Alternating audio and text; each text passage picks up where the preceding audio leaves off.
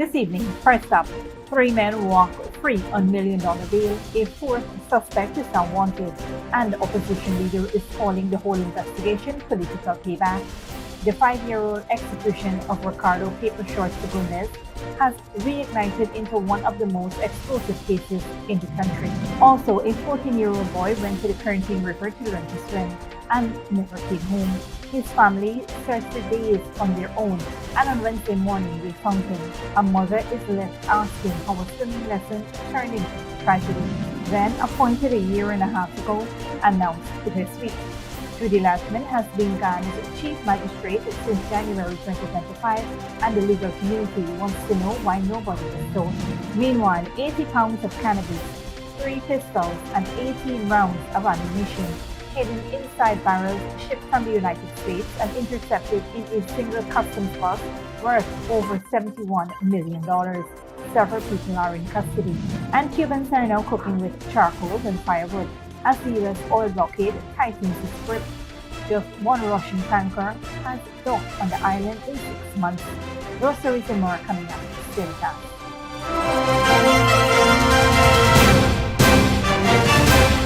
Welcome to this broadcast of Channel 2's Headline News Update for July 15, 2026. I'm Bill Backus. Thank you for joining us. First up, the Guyana Police Force has issued a wanted bulletin for Satrahan Deepo Rajkumar, a fourth suspect wanted in connection with the murder of Ricardo Paper Short Fagundes. After nearly a week behind bars, 3 men linked to the 5-year-old execution-style murder of Fagundes have walked free, but the political storm surrounding their detention shows no sign of dying down. Mark Richmond and Udo Kanu, both former security personnel with Mohammed's Enterprise Security Service, along with car dealer Amardath Ramsuk, were released on $1 million station bail each from Guyana Police Force headquarters after being held for more than 144 hours. Richmond, held since Wednesday, July 8, was represented by attorney at law Damien De Silva, while Nigel Hughes represented Kanu. Meanwhile, Ramsuk had been questioned over reports that the getaway vehicle used in Fagundes' 2021 killing was sold through his dealership. Emotional scenes unfolded outside police headquarters as Richmond's tearful sisters knelt and thanked God for his release, accusing police of using distraction tactics, including allegedly relocating him between facilities to dodge waiting media. Opposition leader Azruddin Mohammed, who previously employed Richmond and Canoe, has publicly branded the reopened investigation a politically motivated fabrication, claiming President Dr. Mohamed Irfan ordered the probe revived in retaliation for Mohammed's exposure of the president's multi-billion-dollar mega farm. Mohammed also alleged police tried coercing Ramsuk into falsely implicating Richmond as the buyer of the getaway car, insisting documents showed it was actually sold to Shemroy Stewart, an associate of convicted drug trafficker Roger Khan. Police have since named a fourth suspect, Satrahan Deepo Rajkumar, wanted for Fagundes' murder.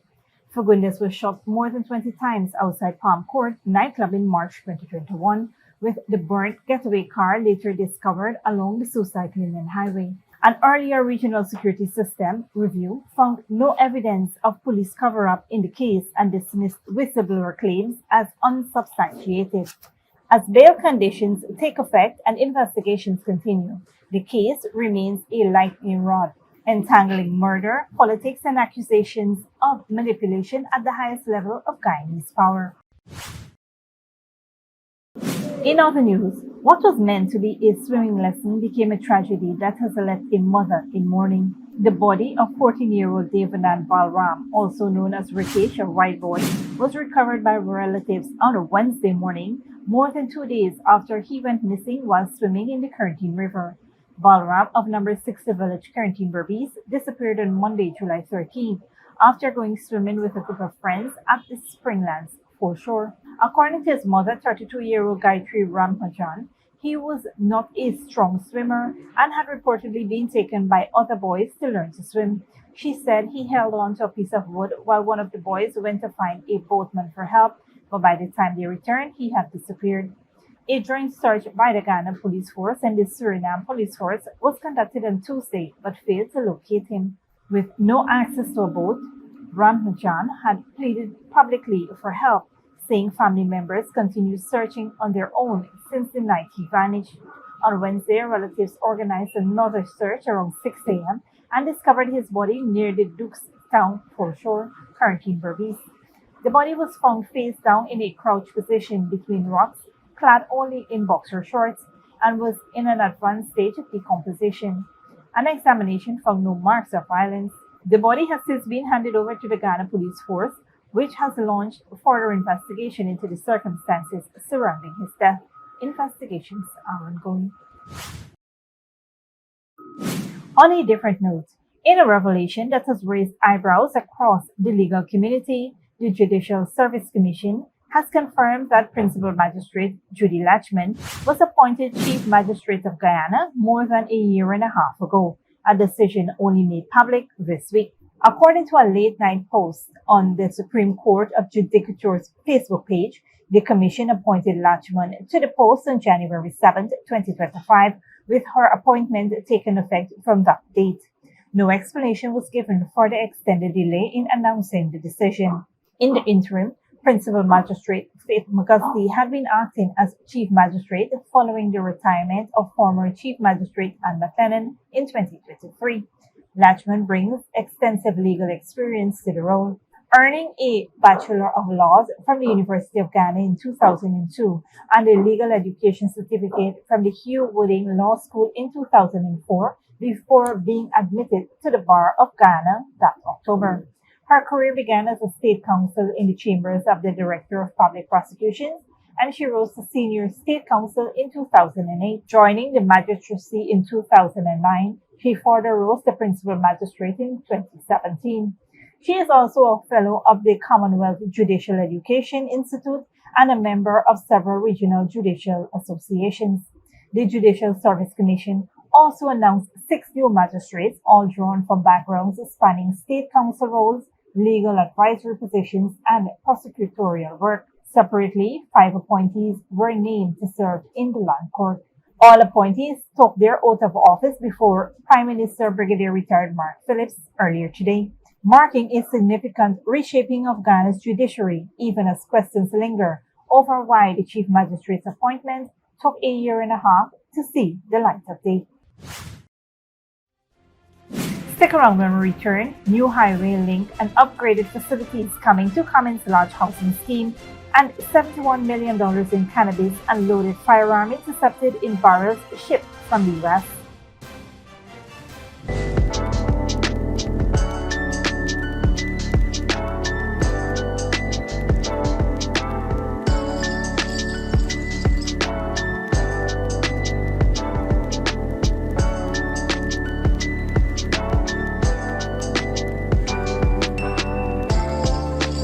H&T Theater Arts Group presents Till I Find a Place in Guyana, Part 3. She's back. First, it was the Spanish Connection. I am pregnant for the same man. You say, can't get you pregnant. Yes, you are buying as a friend. Then it was the Spanish baby. Listen, I still want for that with you, okay? And I say first come, first serve. And I said first come, first go. Now this. What make you come to Abidis? This woman messing up my life, man. And why you get rid of shit? We go fix shit for you. Basta de me. Por favor. Saturday, July 18th and Sunday, July 19th at the National Cultural Center. Tickets $3,000 and $2,500. Written by Ronald Hollingsworth and directed by Sharon Cadogan Taylor and Ronald Hollingsworth. Till I Find a Place in Guyana, Part 3. She's back. Good girl, forget things. What's the problem, Granny? I want money for borrow for doing surgery. I was dancing and I fall and fracture my hip. If you need some quick money, you should check Lender's Jewelry and Pawn Shop. Lender's Jewelry and Pawn Shop, Lot 238 South Road, Border, Georgetown. Get jewelry made to order in just 72 hours. We also accept vehicles. Lender's, best rates, longest payback period. Boys, I get through. Plus, I could dance again. Lender's Jewelry and Pawn Shop.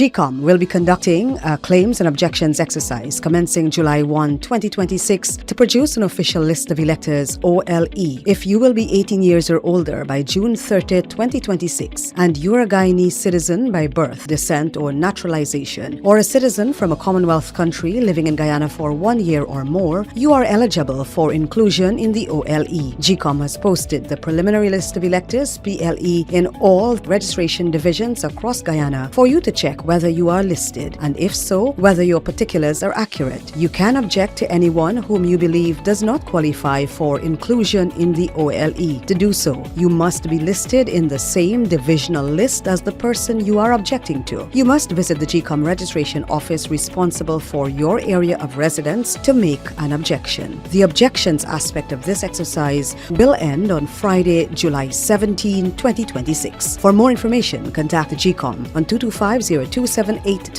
or visit www.gecom.org.gy.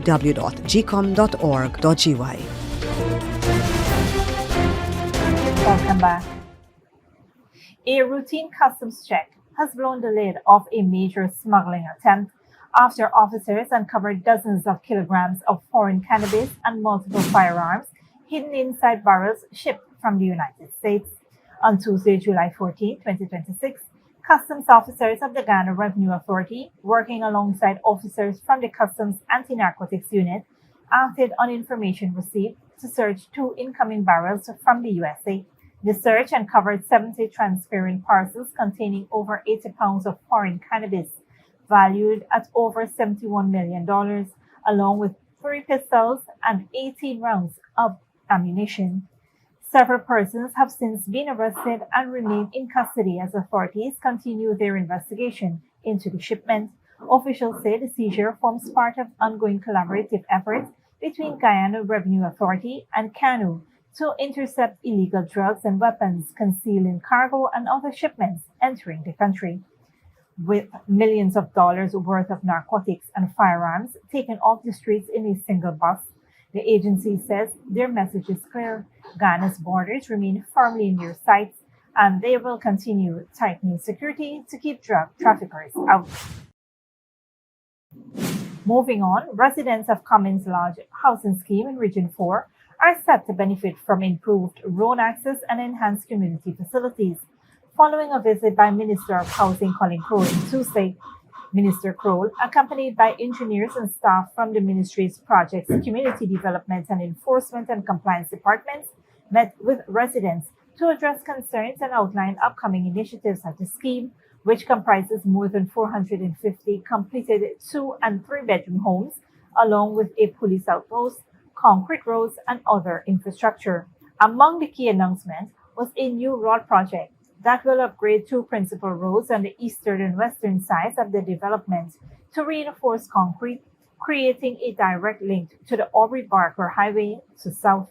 Currently, residents rely mainly on Red Road for access. The project will span 1,800 meters in length and is in the procurement phase, with a contract expected to be awarded within a month. Crowe said the upgrade will allow residents to travel more quickly between east coast of the Marara and Georgetown. The minister also gave an update on the community's recreational ground, which is being developed in phases. The area has already been fenced, with upcoming work including concrete drains, ground filling, and the installation of an entrance gate, lights, and a bleacher and designated play area. Minister Crowe further committed to working with agencies including Ghana Water Incorporated, the National Drainage and Irrigation Authority, Ghana Power and Light Incorporated, the Ghana Livestock Development Authority, and the Ministry of Home Affairs to resolve residents' concerns regarding street lights, treated water supply, drainage, electricity, roaming livestock, and community security. The minister reaffirmed the ministry's commitment to continued engagement with residents and ongoing investment in the scheme's development. Don't go away after the break. Young Chinese leave Beijing as the cost rise and jobs tighten, and Bangladesh floods, more than 1 million people stranded, 54 deaths. H&T Theatre Arts Group presents Till I Find a Place in Guyana, Part 3. She's back. First it was the Spanish connection. I am pregnant for the same man you say can't get you pregnant. Yes, you are buying as a friend. Then it was the Spanish baby. Listen, I still want for that with you, okay? And I say first come, first serve. And I said first come, first go! Now this. What make you come to Abidis? This woman messing up my life, man. And why you get rid of shit? We go fix shit for you.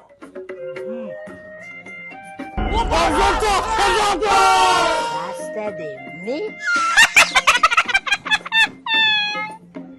Por favor. Saturday, July 18 and Sunday, July 19 at the National Cultural Center. Ticket $3,000 and $2,500. Written by Ronald Hollingsworth and directed by Sharon Cadogan Taylor and Ronald Hollingsworth. Taylor Find a Place in Guyana, Part 3. She's back.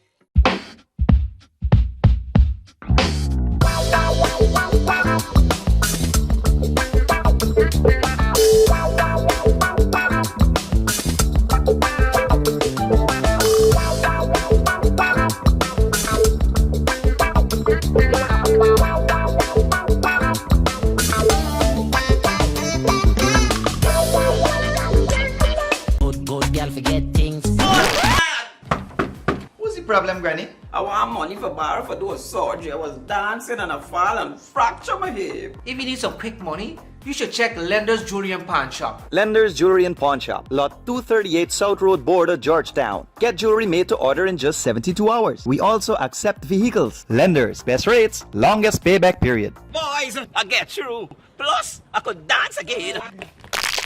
Lender's Jewelry and Pawn Shop. GECOM will be conducting a claims and objections exercise commencing January 5, 2026 to produce an official list of electors, OLE, if you will be 18 years or older by December 31, 2025, and you're a Guyanese citizen by birth, descent, or naturalization, or a citizen from a Commonwealth country living in Guyana for 1 year or more, you are eligible for inclusion in the OLE. GECOM will be posting the preliminary list of electors, PLE, in all of the registration divisions across Guyana for you to check if you are listed, and if so, whether your particulars are accurate. You can make a claim for registration, change or correction to your particulars, or you can object to the inclusion of anyone who you believe should not be on the list. If you are desirous of making a claim or objection, you must visit the GECOM registration office responsible for your area of residence to do so. Visit the GECOM registration office responsible for your area of residence to conduct any of the above transactions.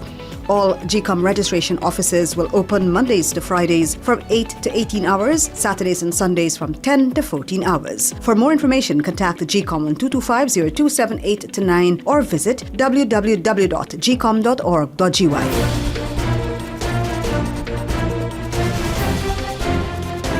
Welcome back. Now we take a look at what's happening in the region and around the world. Good evening, I'm Dominic Gittins. Tonight, Spain opens its doors for visa-free entry to 9 CARICOM nations. Cubans turn to charcoal and firewood as a U.S. oil blockade bites. Bangladesh floods strand over 1 million people, and young Chinese are abandoning Beijing, fading dreams. We will begin in the Caribbean. Spain has named 9 Caribbean community countries among 60 nations whose citizens are allowed to enter without a visa for short stays. The Caribbean countries included are Antigua and Barbuda, Barbados, the Bahamas, Dominica, Grenada, St. Kitts and Nevis, St. Lucia, Trinidad and Tobago, and St. Vincent and the Grenadines. Travelers may stay up to 90 days within any 180 days without a Schengen visa. Notably absent from the list is Guyana, whose citizens are still required a visa before traveling to Spain. Cubans are now cooking with charcoal and firewood. It's the latest result of the Trump administration crippling oil blockade. Only 1 Russian tanker have docked in Cuba in the last 6 months. Al Jazeera's Ed Augustin reports. It's been a long time since Daimi Garcia cooked with gas. Instead, she and her husband gather wood so she can cook. With firewood, there's all the smoke. The people next door cook like this too. Their children have asthma. I hear them coughing at night. Ever since the Trump administration imposed an oil blockade on Cuba in January, most Cubans have had to make do without cooking gas. Until this year, most Cuban households received gas canisters like this from the state every few months. Now, they don't receive any. The US has prevented shipments of cooking gas from reaching the island. More importantly, it's stopping deliveries of crude oil. In the last 6 months, just one Russian oil tanker has docked at a Cuban port. Cuba refines around 40,000 barrels of its own crude oil every day, enough to keep the lights on for a few hours at least, and to provide piped gas to some 200,000 households in Havana, the only city in the country that receives gas directly. Business owner Ale Lugones is one of the lucky few. The power's just gone out again. This light has 6 bulbs, and now only 2 are still on. To refrigerate food in his store, he recently bought an electricity generator that runs on gas. But he says it's a short-term fix. In any case, he plans to leave the country. I don't think the gas supply can last more than another year if things carry on like this. Everyone is installing gas now, and sooner or later, the pressure is going to drop. Daimi has fewer options. She endures long days without electricity, and today is the first time in a week she has running water. But she takes it in her stride. Of course I'm smiling. What else am I supposed to do? Break down and cry? Give up? No, you have to keep going. As long as you're alive, you have to keep living. But with the Trump administration succeeding in degrading the infrastructure people's lives depend on, smiles are becoming strained. Ed Augustin, Havana, Al Jazeera. Bangladesh is facing one of its worst monsoon disasters in years, with floods and landslides stranding more than 1 million people and at least 54 deaths. Al Jazeera's Tanvi Chowdhury reports. Homes lie partially submerged beneath muddy floodwaters. Crops have been destroyed, fish farms washed away, and entire communities cut off. Thousands of families are now sheltering in schools and cyclone centers, while others have sought refuge with relatives. 70-year-old Laila Begum is among them, forced to leave her flooded home and stay with family members. The flooding has destroyed everything. Our fisheries, our crops, and our home. We can't even live in our house anymore because of the flood water. This is one of the worst floods I've ever seen in my life. Schoolgirl Tosfia Sultana shows us what remains of her flooded, damaged home. When the floodwater came, we had to leave our home because it was completely inundated. Somehow, we managed to save our cattle. As the rain eases in Chattogram, the scale of the destruction is emerging, with families returning to damaged homes, submerged fields, and battered businesses. But meteorological forecasters warn that more heavy rain could trigger further localized flooding before conditions gradually improve. For people living here, this isn't just another flood. It's a loss of home, crops, and income, all in a matter of days. And the hardest part is the recovery process, which is only just beginning. Thousands remain stranded as the rescue team reached affected communities by boat. The Bangladesh Agriculture Department says more than 500,000 farmers have lost their crops. Meanwhile, volunteers, government agencies, and the armed forces are delivering food, clean water, and medical aid. What we have seen is devastating, especially for women and children. One more issue is about the mobility. People are not really moving to the shelter houses, so we have to really provide the aid from door to door. The floodwaters are beginning to recede in most part of the country, but for families who have lost everything, the task of rebuilding their lives has only just begun. Tanvi Chowdhury, Al Jazeera, Bashkali, Chattogram. China's economy surged, and so did the allure of its capital. Beijing offered young Chinese people a dream, a place where they could work hard and get rich. But today, many are leaving the city. Al Jazeera Katrina Yu reports. From imperial capital to the center of modern Chinese power, Beijing holds a special place in the national imagination. For 8 centuries, ambitious young people have come here to build a better life. 29-year-old Wang Lei was one of them. Born in neighboring Hebei province, he still remembers the first time he visited Beijing as a child. When we arrived at the Beijing railway station, my friend and I spotted a towering skyscraper for the first time. I told him when I grew up, I would stand on top of it. Wang moved here in 2020 and started working in real estate. But when China's property market slumped and the COVID-19 pandemic grew worse, his dream of a stable life in the capital started to unravel.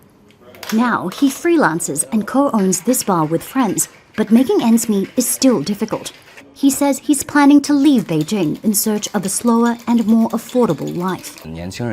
Many people around me, including my colleagues and friends, are under the same kind of stress. Their salaries simply don't match their expenses. If you add dating, rent, and the occasional trip into the mix, the money just isn't enough. China's economic rise was built on one of the largest migrations in human history. Hundreds of millions of people left the countryside in search of opportunity. Since 1990, Beijing's population has doubled from around 11 million to almost 22 million today. Now, many are heading the other way.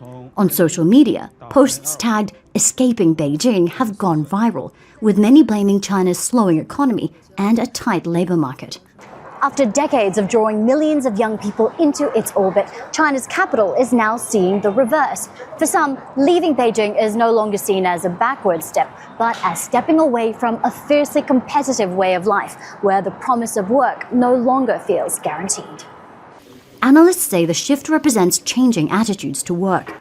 Younger generations are opting out of the so-called 996 lifestyle, where working 9 a.m. to 9 p.m. 6 days a week is often seen as the best way to get ahead. Wang Lei knows another city offers no guarantees, but he says success is no longer about building a life in Beijing, but about building a life that's happy and sustainable. Katrina Yu, Al Jazeera, Beijing. Thanks, Dominique. This brings us to the end of our regional and global news coverage. Up next is the 3-minute forecast.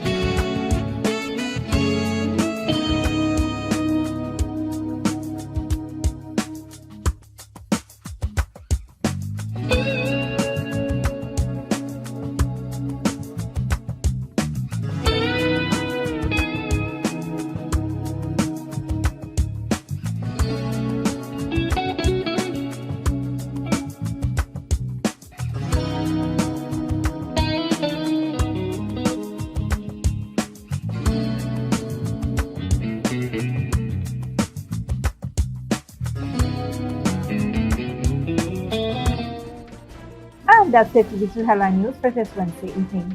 As we take our leave, we invite you to follow us on Facebook and YouTube. You can tune in tomorrow at 6:30 a.m. for a rebroadcast and at 7 p.m. for more news. Until then, please take care of yourself and each other.